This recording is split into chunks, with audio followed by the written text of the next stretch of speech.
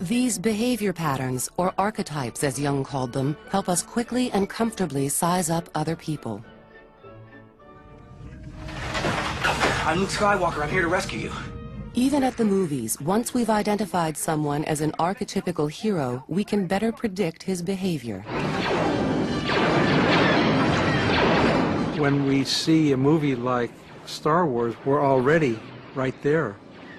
There's that immediate connection with the various characters in the movie.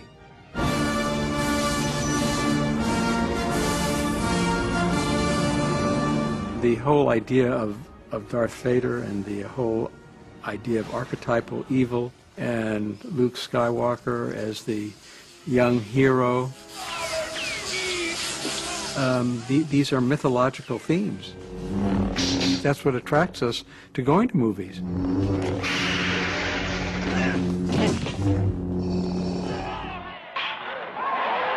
In the real world, many of us unconsciously play out these archetypical roles. The nurturing mother, the good son, the successful business person. But often there is a more complex, unique person inside of us that is struggling to be recognized. Most young people today develop, I think, a pretty mature sense of how to look and act at the right times. And boy, they're quick to recognize somebody who doesn't.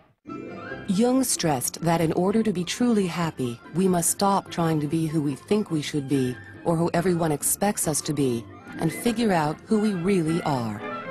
I think at one time or another, every girl wants to be a cheerleader. And if you're just out for the prestige, if you don't really care, the other kids spot you as a phony right away. For years, Jung himself had played out archetypical roles. He had devoted himself to following in Freud's footsteps, all the while suppressing the inner voice that was telling him to go his own way.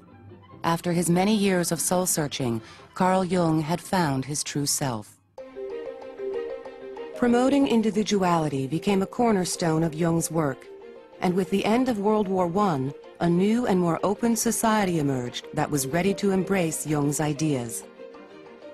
When he first published his theories in 1921, the book was an immediate international bestseller.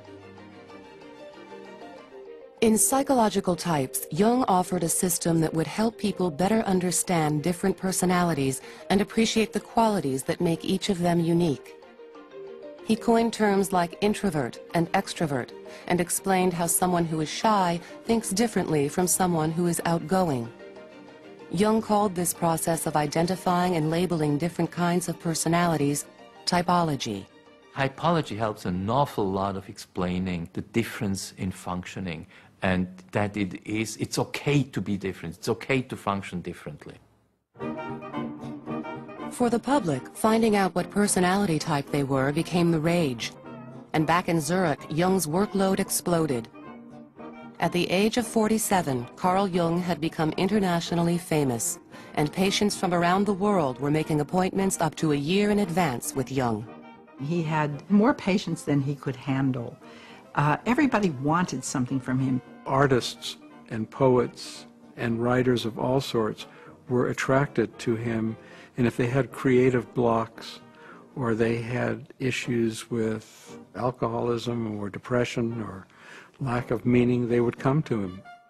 But Jung's popularity didn't come without its share of negative attention. In the 1930s, the world began marching to war once again. In a divided Europe, some of Jung's theories would become increasingly controversial. He wrote about the differences between Aryan psychology, Jewish psychology, and Chinese psychology. This was taken as Jung being anti-Semitic, but Jung said, well, look, any sensible person will see that there are differences in psychology between Jews, Aryans, and Chinese. Jung felt that if everyone could learn to understand each other's differences, there would be less conflict in the world. But ironically, Jung's theories were adopted by the Nazis, who twisted them to suit their own agenda.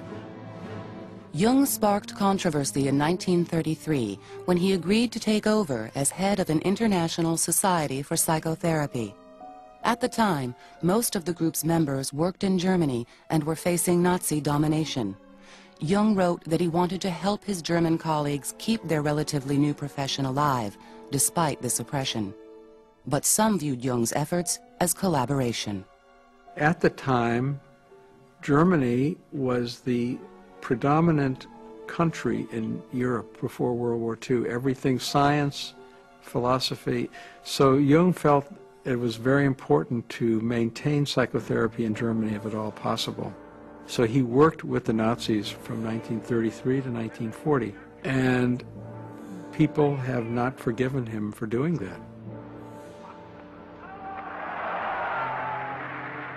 Over the years, Jung vehemently denied being an anti-Semite and supporting the Nazis, but controversy remains. Toward the end of his life, Jung turned away from treating individual patients, traveling, and lecturing.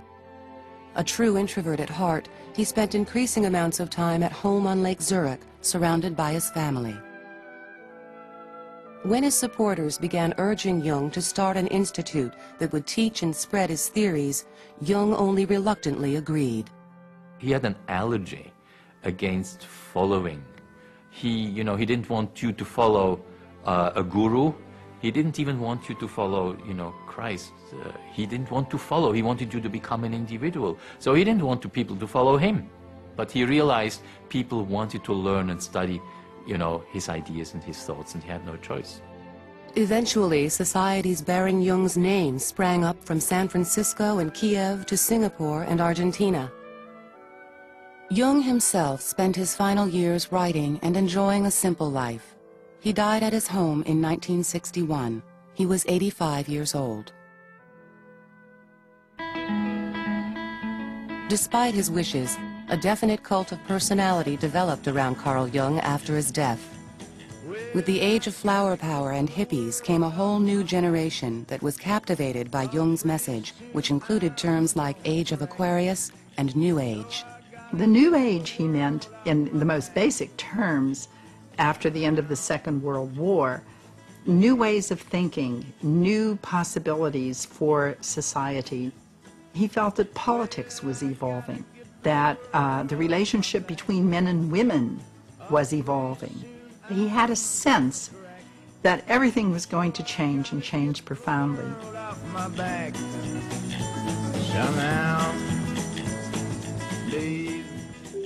More recently, Jung's original work with personality types led to perhaps his most enduring and practical legacy, the Myers-Briggs test. This tool helps schools offer career guidance, and it enables corporate America to better match an employee to a specific job. It took American pragmatism to basically put his theory into a test, the Myers-Briggs typology test. And it's the most used test in the United States. Every year, more than 1 million people take that test to find out, how do I function?